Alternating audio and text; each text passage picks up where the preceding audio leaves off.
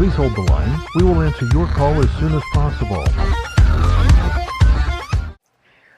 I'm Michael Schneider, founder and CEO of Service. On today's edition of Please Hold, I am talking to Leila Janah.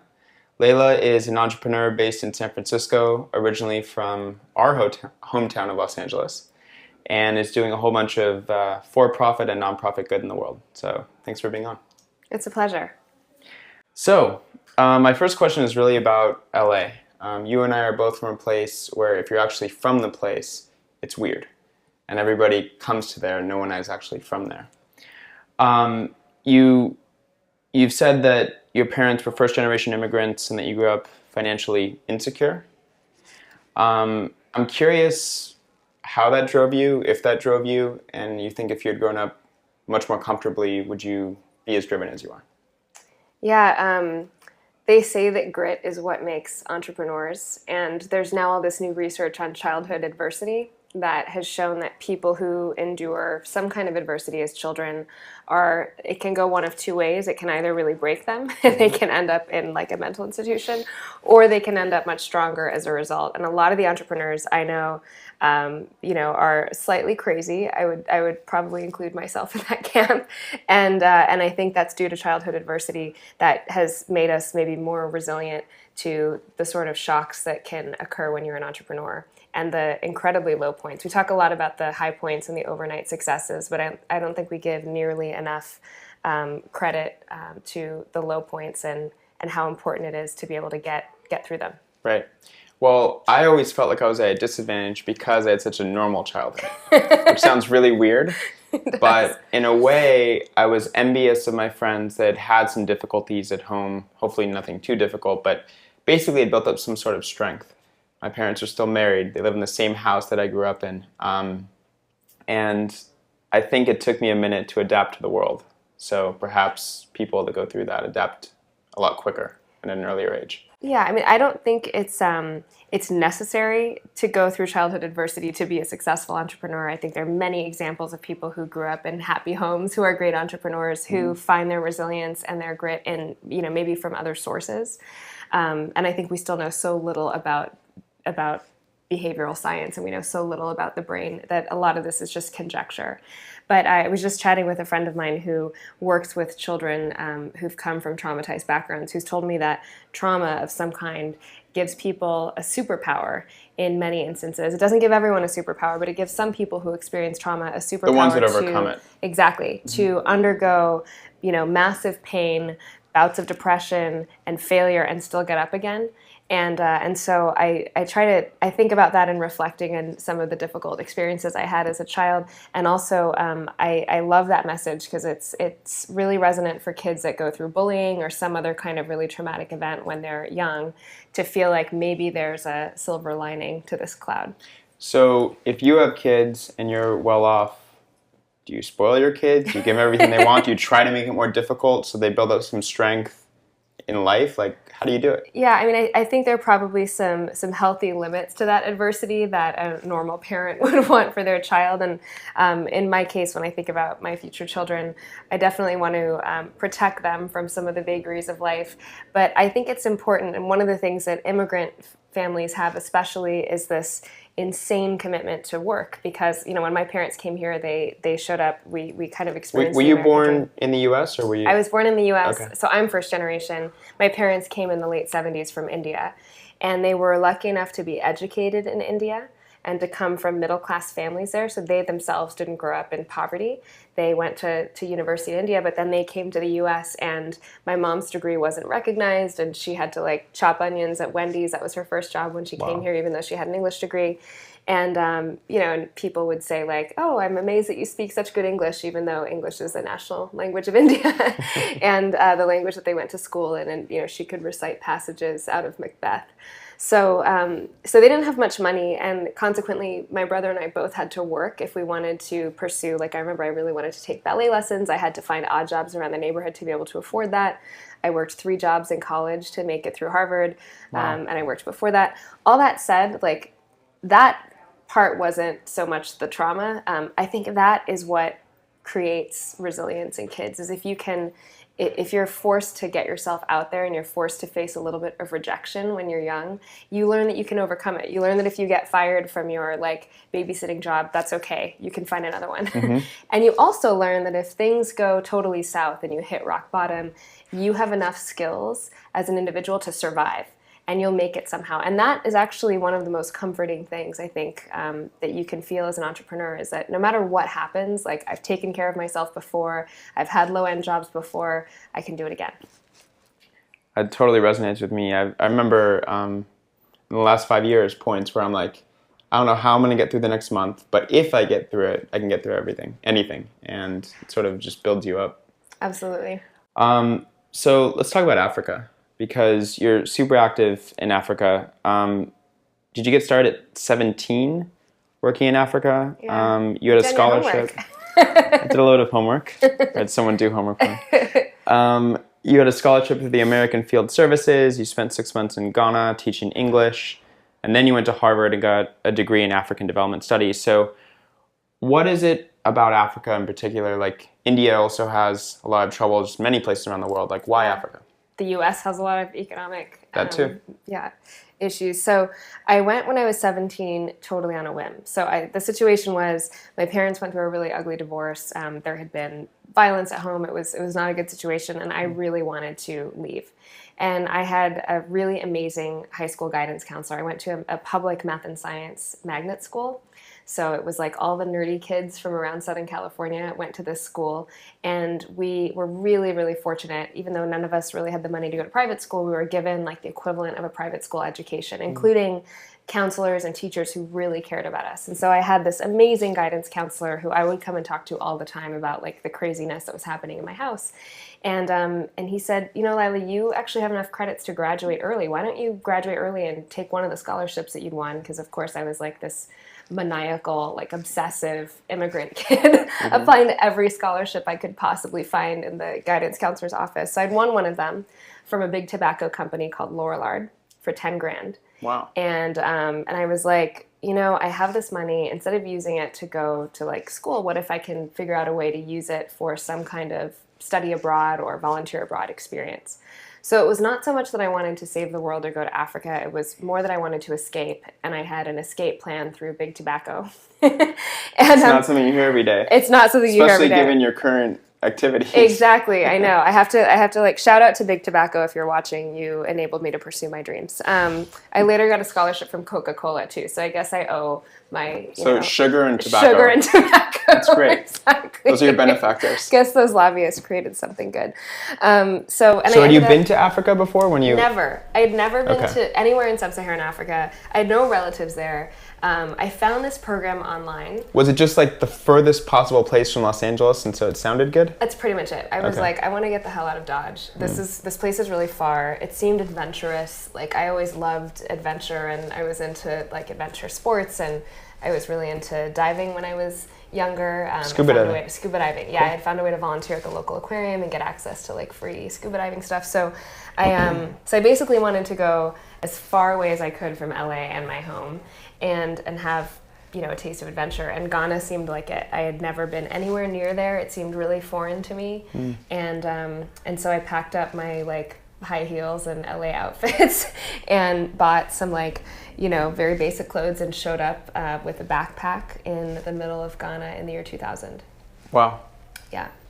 And so what happened after that? You clearly have done a ton in Africa that we'll talk about, but did you fall in love with the place? Was it just like universe altering for you?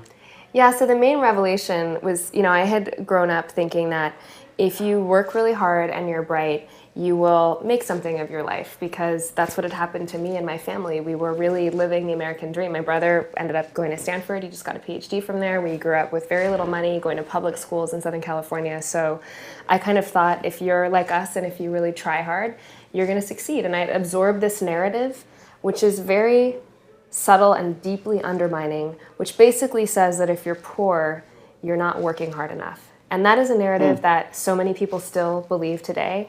And they have no idea that if you actually go and spend time with people, especially people who are living on less than $2 a day in places like Ghana or Kenya or much of the developing world, you will see people working their asses off. I lived in this community, and most of the people around me were working 2 or 3 jobs. Most of the women were doing subsistence agriculture to feed their families. They were also selling stuff. They'd maybe like, you know, they'd farm cassava, or they'd farm some kind of a crop, and then they would make little food items, and they'd sell them by the side of the road for the people in the morning and the evenings going to or from work. And on top of that, they would have some kind of other business. You know, maybe they would do handicrafts, or maybe they would take care of neighbors' kids. So people were hustling nonstop just to make $2 a day. It's not like they were, you know, sitting on their laurels waiting for handouts. And so that reality that there's so much talent that's waiting to be tapped in the developing world was something totally foreign to me. I get to Ghana. I was a teacher in a rural school for blind kids. So of course I thought I'd come there and I would like save all these poor African children and I'd teach them English. And I get there and they could name US senators. They were listening to Voice of America and BBC radio and were so motivated and bright. And it broke my heart that we have this narrative about poor people that they're, you know, either not willing to work or they're not capable of contributing to the economy. We think of them as either victims or as lazy. And even if we don't say that out loud, that's what a lot of our policies essentially do in effect. You know, that's the motivation behind them. I'm not going to ask you what you think of the current election. I'm pretty Let's not even go there. I'm pretty sure I know. So you also worked as a management consultant. Is it Katzenbach Partners? Am I saying that right? That's right, yeah. 2005, 2007. And then is it true you managed a call center in Mumbai for a bit? I didn't manage it, but we were, one of our clients was a call center in Mumbai. So I'd been working in Africa. I then worked for Ashoka, which is a social enterprise organization in India. I'd spent a lot of time working with like grassroots NGOs. And by the time I was ready to graduate, I had become pretty frustrated with the traditional aid model and the international development industry. I felt like we were not really serving directly the needs of the poor. And most people that I talked to who are living on less than $2 a day, they didn't want handouts. They didn't want us to go and build infrastructure for them. They wanted jobs that paid living wages. And time again, I heard, you know, would you hire me as your cook or as your driver or as your like assistant somehow? All I want is a job. And if I have a job, I will buy my own goods and services and I will, you know, contribute to my own community rather than having you Westerners come and tell us how to do it. And that really stuck with me. So I ended up going into consulting to try to learn more about business. And I was really interested in businesses that could create jobs in low-income countries that paid good wages. And around the time Tom Friedman had just written The World is Flat about the global outsourcing industry. And my firm was hired to go and help take a big outsourcing firm in India public. And I get there to this beautiful call center that looked like a super modern office building in the middle of Mumbai. And I met a guy who came from Dharavi, from South Asia's largest slum, where Slumdog Millionaire was filmed. Wow. And the juxtaposition of like Slumdog Millionaire and this super fancy call center where people were taking like customer service calls for British Airways made this light bulb go off in my head. And I thought, wow, maybe this is the way I could create jobs in these low-income communities. Maybe we could use the internet to bring opportunity to places where there's typically very few formal economic opportunities, where you don't normally see a lot of office buildings and there's not roads and waterways and traditional infrastructure. So I want to talk about Sama in a minute. One more question about the call center. So at Service, we're working on technology to try to automate customer service via chatbots, natural language processing, stuff like that. If we're successful, you can make an argument that people lose jobs. Yeah. And so I have 2 questions. One, what do you think the sort of balance or societal trade-off is between technology progressing and people losing jobs? You know, you've got Uber experimenting with self-driving cars. You've got Amazon experimenting with drones. Like, is there going to be blue-collar labor necessities in the future, or is everyone going to have to become white-collar or just not have a job? So about 500 Samasource workers right now are tagging images for self-driving car technology. So we are, actually that's one of our biggest business lines, is machine learning and training computers to do what humans used to do. Interestingly, I posed this question to Stan Chudnovsky, who runs M at Facebook, who's a friend of yours as well, on a recent panel. And he said that there is such huge demand for training these bots right now and for supplementing what answers the bots are able to provide. And that he sees that that's going to be something that's in demand by technology companies for quite some time. And I would agree.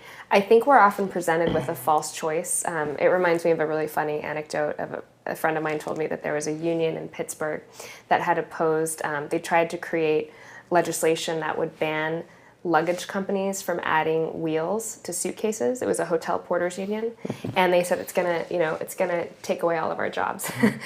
So what we normally find with these big technological shifts is that people get displaced in one area, and there's a need to train them, and then they will get reintegrated in another area. Now, there's a big debate in labor economics right now about whether this technological shift is profoundly different from prior shifts. I'm kind of mixed. The data is Do you think showing... it's a net positive, or you're not sure? I think that it's a net positive if government and civil society does its job and actually retrains people. But what we're seeing now is that a total failure of government workforce development programs. Mm-hmm. Other countries like Germany have managed this transition much better. And even when we started shifting manufacturing, outside of Western Europe, Germany was able to retain a lot of those jobs by really creating value-added manufacturing and much higher skilled workers who are capable of doing work that you couldn't outsource. Mm-hmm. And that's a good defense against it. In the U.S., I think there are sectors like the care economy that could absorb a lot of the people who might be displaced by Uber and Lyft when they eventually move to self-driving cars, or customer service when it eventually moves to chatbots. I think we need to be innovative. And at some point, when the singularity happens, we'll need to move to a universal basic income. But as far as I can tell, it's not going to happen for a while.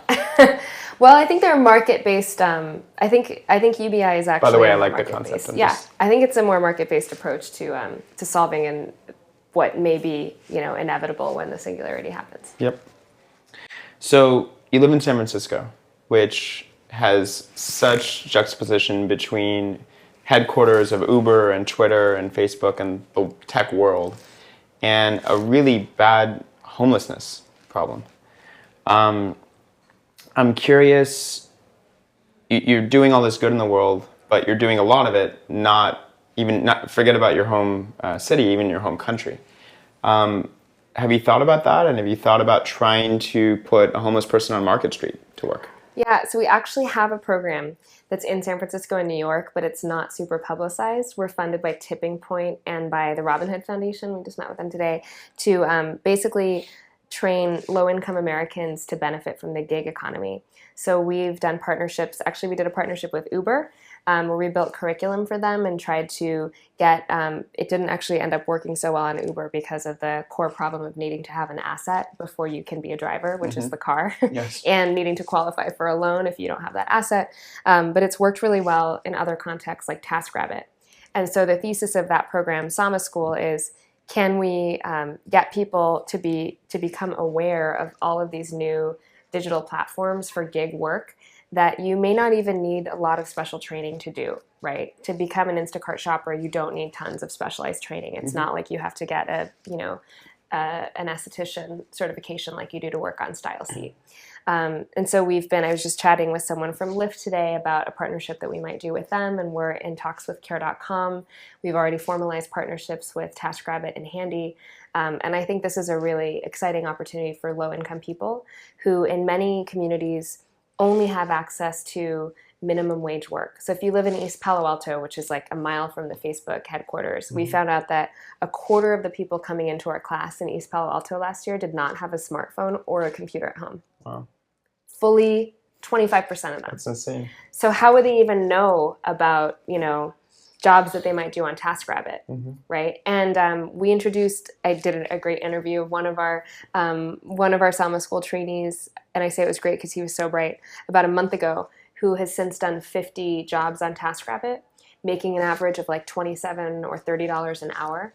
And he said, my alternative was literally to work at like Walmart and make, $9 an hour or $10 an hour. And so huge income increases and flexibility. And I think that could be an answer for transient populations as well. But this is the sort of thing that government should be funding. And unbelievably, we've struggled to get government financing for this program for 4 years, and we've not received a single grant from the city, from the state, from the federal government. I wish I could say I was surprised. I just don't think our government is operating that effectively right now. It took them a while to even recognize that the gig economy was something to consider. 100%. Yeah.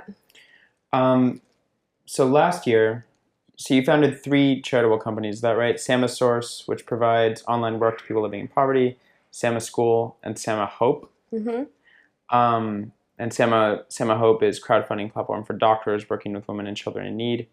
And now you're doing something for profit. Yeah.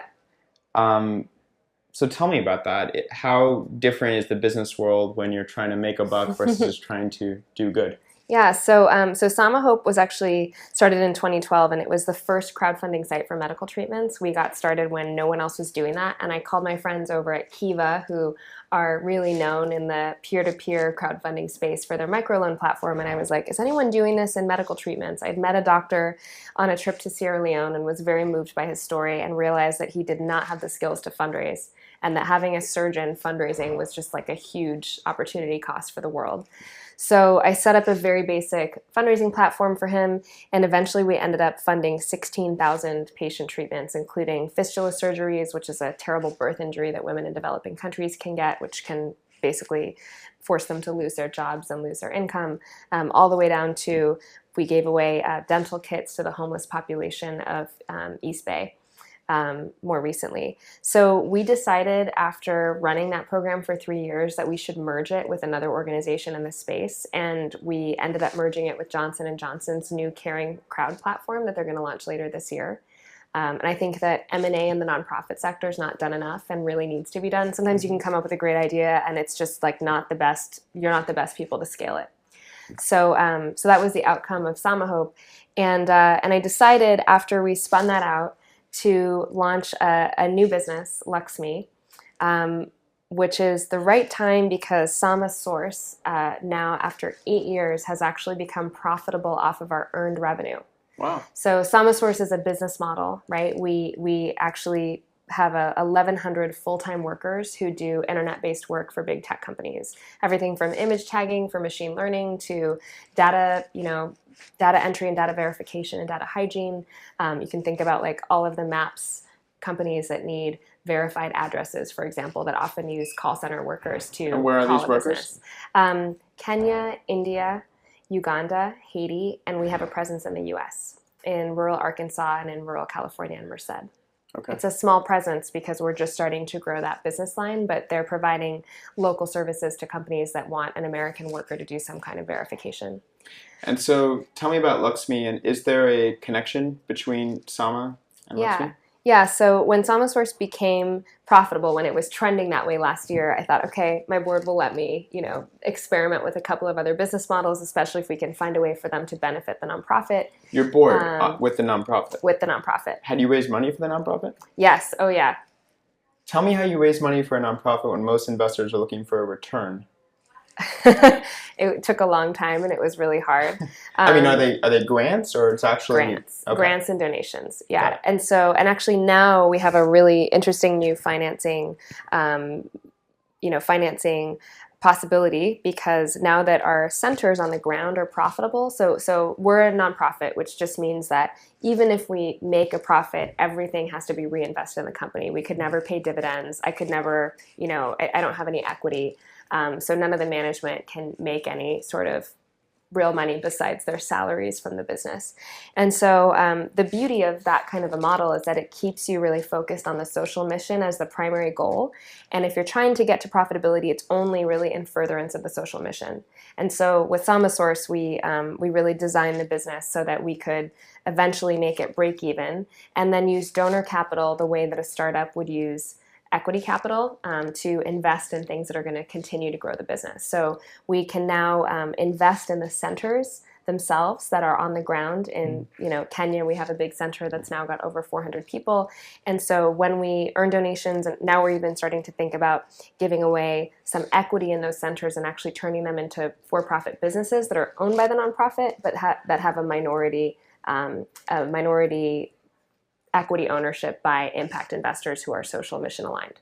So I know it sounds complicated, but there's a whole new wave of, I think, really progressive thinking in the nonprofit industry that's looking at how can these organizations be sustainable in the long term, both in terms of like really making sure that the people who come through those programs are long-term benefiting. We're not just giving them a service. We're not just building some piece of infrastructure in their village or school and then leaving.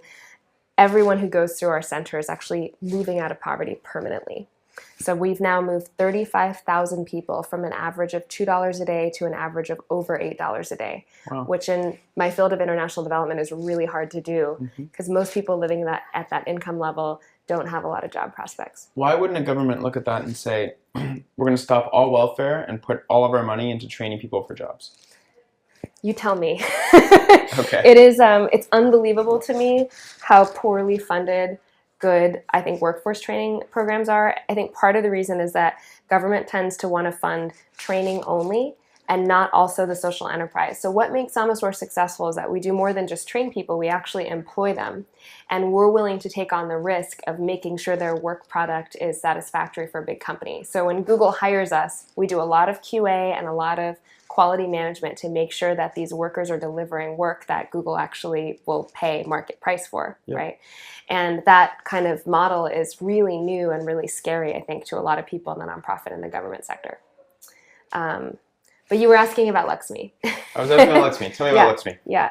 So LXMI is a new luxury beauty brand based on rare and organic ingredients that go beyond charity to provide work for women at the base of the supply chain.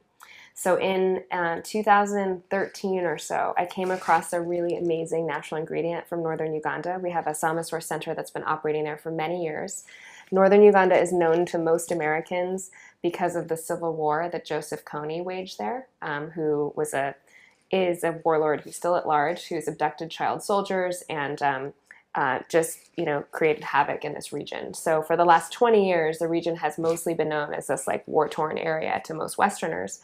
But the struggle now that the war is over is to find economic prosperity. That region has had very little industry developed because of this war. And so local women harvest this local type of shea butter that's really amazing. It's totally different from most of the shea butter that consumers in the West are familiar with, which comes from West Africa. It's got more essential fatty acid content. It grows wild on these trees that take 20 years to mature. It's the most amazing product. It's all organic by default almost because nobody can afford fertilizers or pesticides. And it's an amazing ingredient for the skin. Wow. So I came across this ingredient in the local market and I was like, why has nobody marketed this before as a luxury product? Why are all the natural products sold at Whole Foods and at Target but not at duty-free stores? Why, if I want to spend $200 on a skin cream, am I limited to Chanel and La Prairie and these high-end brands that don't really have a social impact story and are not really focused on natural or organic ingredients? In fact, if you look at some of these really high-end skin creams, you'll find ingredients like red number 5 and dimethicone and various parabens. What is red number 5? I always wondered that. It's just a colorant, and a lot of these additives are known carcinogens, are regulated out of products that are sold in other countries. Europe bans a lot of the ingredients that we happily slather on our faces every morning here in the US. And so I thought to myself, why aren't we paying luxury prices for something so beautiful and so rare and so good for us? And it's not just because it's good for the world that I think this is a great product. It's actually great for your skin. There's clinical results behind some of these natural ingredients, but no one's really created, I think, the right branding and the right storytelling around these rare naturals. So we tend to think of them as less efficacious, as, okay, well, this is great for some hippie who wants to buy her skincare at Whole Foods, but I'm a high-end woman who buys, Prada shoes, and so I want the best for my skin. We need to convince that woman that rare and organic ingredients are great for her and also great for the world. And so there must be how does that work, right? Because if you're selling a $200 skin cream and you're sourcing it in Uganda, I'm guessing the profit margins are insane. Are you giving back a portion to the community? Yeah, so we're selling it more like $78 than $200. Okay. Long term, though, I think there's real opportunity to find even more rare ingredients. So we try to price our ingredients in a way that's fair to the consumer, but also fair to the women who are doing the harvesting. We pay 3 times more than the average wage to the women who collect these wild nuts. And part of the reason we pay a premium price is we want to create a conservation incentive. We want to create an incentive for communities to protect these wild trees that otherwise might be cut down. In fact, this is a big problem in a lot of regions that have rare natural ingredients, especially medicinal plants in places like the Amazon, indigenous rainforests in Indonesia. They're getting cleared for cattle grazing. They're getting cleared for like basic agriculture, for soy, right? It's tragic. It's totally tragic. But if we can show these communities that you can make more money by keeping your pristine wild ingredients alive so that you can harvest them sustainably, in the long run, you might make more money than if you clear the land for cattle. So I believe that the power of incentives are so strong. And rather than, funding an environmental conservation group that might go and tell these villagers, hey, it's really bad to cut down the trees, you need to stop doing that, or that's going to lobby the government to stop them. You're making them capitalists. Exactly. Yeah. But, I think there's a sort of conscious capitalism that's possible in these areas. Yep. So I'm going to quote something you said. I think being a strong woman means not being afraid and not listening to the naysayers, so probably the same things that would create a strong man. You said that on makers.com, and I've heard that from other female entrepreneurs I've talked to that in order to sort of compensate for what they perceive as a male-dominated business world, they have to be even stronger and even more firm than a guy. How has it been for you? Are you constantly raising money in rooms full of men for a women's skincare product? Are you constantly feeling that, or has the world changed? So it's funny because my 2 lead investors for LXMI are Reid Hoffman and Tim Kugel, who are both like... Reid Hoffman doesn't strike me as the kind of guy that like is lathering on skincare in the morning. No. But Reid is an incredibly progressive guy. He's on the board of Kiva. He cares a lot about social impact, and I think liked the concept. And, for him being a lead investor in a seed round for us is like probably, he sneezes that every day, I think. So, so I don't think it, I think it was a vote of confidence for sure. I think it's one of many bets he's making. I would say, honestly, I think we have the opportunity to build a different brand of feminism than the brand that our mothers built. And we're also operating in very different circumstances. Sometimes I cringe when I see people criticizing Hillary for being overly kind of powerful or not humble enough, because she grew up at a time where if you admitted any weakness as a woman, they would pounce on you, right? She grew up at a time when people could make overtly sexist remarks and, slap your bottom in the conference room and nobody would bat an eye. So I think we're living under vastly different circumstances. I have the previous generation of women to thank for that.